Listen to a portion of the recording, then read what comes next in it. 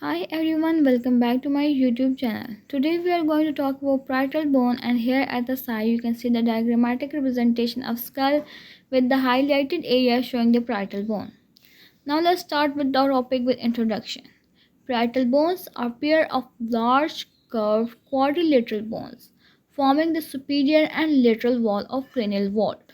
These bones sit on either side of skull and meet at the top of head along the sagittal suture. Now let's talk about location and orientation of the parietal bone. Each parietal bone is located on the upper sides of skull, between the frontal bone anteriorly and occipital bone posteriorly.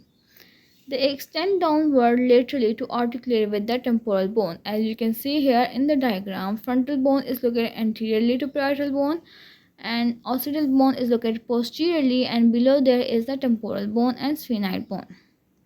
Now let's talk about external surface features of the parietal bone. They have parietal eminence, that is a smooth rounded prominence near the center of external surface. It indicates the primary ossification center during embryonic development. Next external surface feature, it has a superior and inferior temporal line. There are curved ridges running across the bone. They mark the origin of temporalis muscle and the temporalis fascia. Now let's talk about inner surface features of parietal bone. They exhibit shallow groove for meningeal vessels, especially the meningeal artery. They contain slight depression for cerebral gyri and grooves for venous sinuses, showing close contact with the brain and its covering. Now let's talk about borders and sutures of parietal bone. Each parietal bone has four borders that articulate with the neighboring bone through sutures. These are sagittal border that articulate with the opposite parietal bone at the sagittal suture. Then it has frontal border that is present anteriorly and it joins frontal bone at the coronal suture. Next part of parietal bone is occipital border that meets the occipital bone at the lambdoid suture. And then it has squamous border that is inferior border. It connects to the temporal and sphenoid bone at squamous sutures. Now let's talk about ossification and development of parietal bone. It developed through the intramembranous ossification. It begins ossifying around the 8th fetal week from a single center in each bone.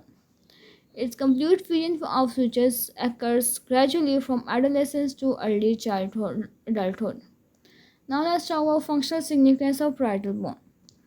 The first significance is protection, as it shields the upper lateral aspect of brain, mainly the parietal lobe.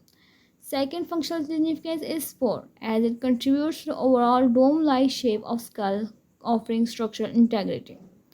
Third significance is attachment, as it provides sites for muscle and facial layers attachment involved in jaw movement and head posture. Now let's talk about clinical significance of parietal bone. The first clinical significance is fracture, that often result from direct trauma may affect underlying blood vessels and cranial content. The second significance is surgical landmark, as it is used as a landmark for procedures like craniotomies.